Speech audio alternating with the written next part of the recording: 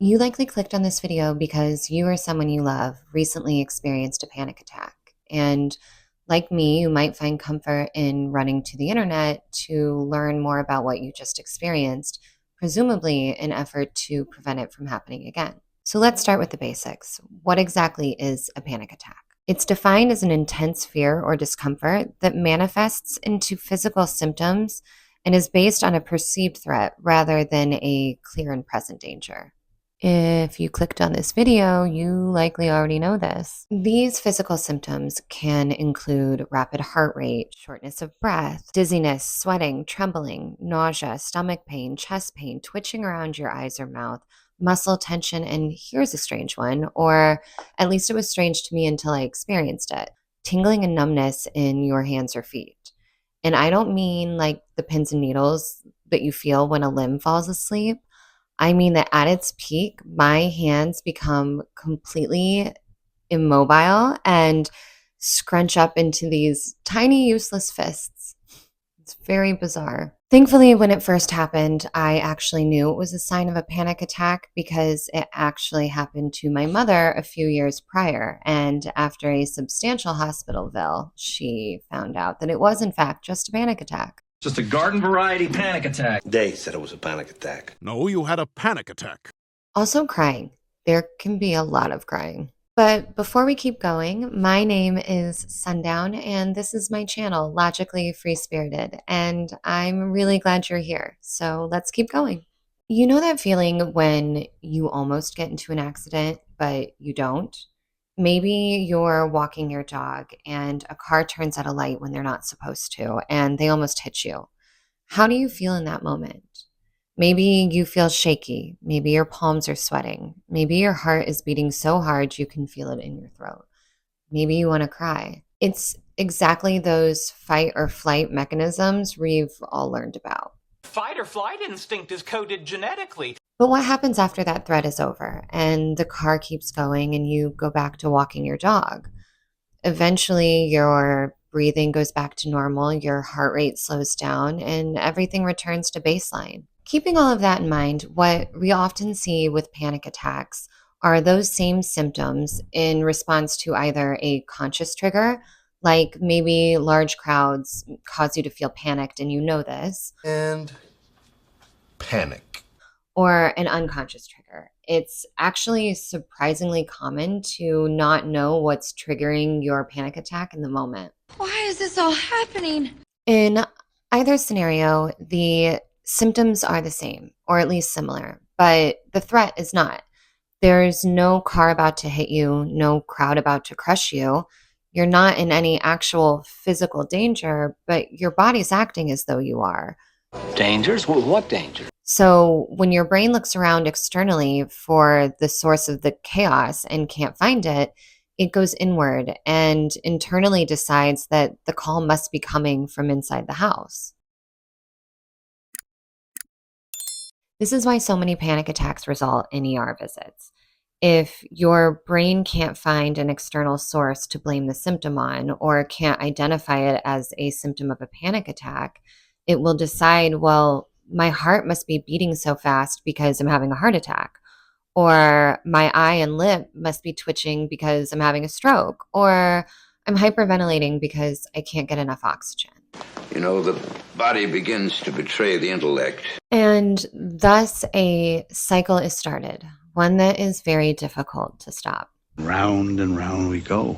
And where she stops, nobody knows. At this point in the experience, the hope is that you or your loved one realizes they are having a panic attack and can get somewhere safe to kind of ride it out. At least for me, once I get to the point of physical symptoms, it's usually inevitable that the panic attack will still come. It's coming down. It's inevitable. However, I do believe it's possible to de-escalate and shorten the length of panic attacks through breathing techniques and grounding techniques, and simply reminding myself that feelings are fleeting and what I'm experiencing is transient. It will end and I will feel better. Everything in the human experience is temporary. Nonetheless, while some people may feel regulated shortly after coming out of a panic attack, Others may feel like complete shit for a while. It could take a day or two, a week, a month, maybe longer. Furthermore, panic attacks do not always present themselves as a party of one. There's probably more where that came from. Oh, there's more. Oh, so many more. In my most recent experience, it was one large panic attack, the one with the tiny fists, followed by two smaller ones over the course of about 10 days or so. I like to call these smaller panic attacks aftershocks, kind of like the tremors after earthquakes. Uh-oh, hypothetical aftershock. What's important to know is that this is normal. It's normal to feel completely atrocious after a panic attack. This sucks. No, it doesn't happen to everyone, and no, it doesn't happen all of the time, but it does happen, and it does end. And I am not saying that panic attacks are normal. What I'm saying is that if you are experiencing multiple panic attacks or you just generally feel awful after experiencing one, you are not alone and nothing is wrong with you. After a panic attack, it can be common to become hyper-focused on your body and its sensations. What is this? What am I feeling? Is this what anxious feels like? This feeling is stupid. And it can lead to this constant state of heightened awareness, making it very difficult to rest and recover. Even the slightest changes can trigger the fear of another panic attack, which in turn can be exactly what sends you into another panic attack, another cycle. Here we go again. The key to managing these aftershocks, or just the general malaise you feel after a panic attack, is to shift the focus away from your body and the sensations you're experiencing. You have to create space in the mind-body connection so that you can stop overanalyzing every single sensation. It's not easy, but it is possible. Hypervigilance is a habit like any other. One way to do this is to engage in healthy activities that you enjoy. For me, it's running or rewatching Barbie while taking a bath or doing my skincare. For you, it could be listening to music, painting, playing with your dog. It could be anything. I'll put a list in the description box below of some things that you may want to try if you're having a hard time coming up with one on your own in the moment. After a panic attack, it can be really difficult to come up with this list if you don't already have it established. So take a look below and maybe there will be something there that resonates. Look out below! It's crucial to note that you may not actually feel like doing any of these things after a panic attack. The important part is the conscious effort to try and distract yourself from the cycle of negative thinking. Distracted, okay, sure. Anything you can do to keep your brain from focusing on your bodily sensations is going to aid you in recovery. If it's not an actual activity, it could be a grounding method, such as the 5-4-3-2-1 method, where you list 5 things you can see, 4 things you can touch, 3 things you can hear, 2 things you can smell, and 1 thing you can taste. And you can do this repeatedly, as many times as you need. Another option is intentional sensory engagement, like focusing on the feeling of petting your dog, or really examining the detailed texture and colors of leaves on a tree, or deeply listening to all of the sounds you can hear.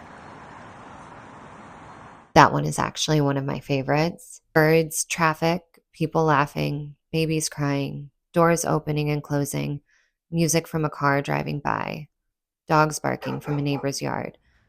Focusing on everything that I can hear outside myself helps me feel like I'm not alone. It reminds me that the world is still continuing, that things are still happening, and that I'm still here and I'm okay. Ultimately, the point is to understand that your brain will tell you that something is internally wrong when it can't find an external problem to blame a symptom on, even if that's not true. Lie some more. And after a panic attack, your body feels weird. And focusing on that weirdness is exactly what can send you into another panic attack. The best way to stop overanalyzing your physical sensations is by engaging in activities that you enjoy that can help build space in that mind body connection, allowing you to break the cycle of negative thinking. All this being said, I do want to stress the importance of speaking to healthcare providers, preferably a general practitioner and a therapist or psychologist. They can offer support and provide tools and strategies to personally help you cope with your experiences and hopefully alleviate some of the suffering. Truly, the amount of times that I thought something was seriously wrong and it was just panic, you've got to get the tools in place to help yourself and to help those that you love. So please remember or remind your loved one, you are not alone in this. We're all adrift together. That many people experience panic attacks and the subsequent BS. It's okay to not feel okay. And it's okay to feel really, really fucking weird. And it is normal to not feel okay after a panic attack. You have to be patient with yourself. You have to be kind to yourself. You have to prioritize self-love and self-care. The world is overwhelming. Panic attacks are overwhelming. But you are not alone, and this will pass. It's temporary, like everything else in the human experience. This too shall pass. And you will feel better again. So I guess until next time, take care of yourself, be gentle with yourself, and remain logically free-spirited.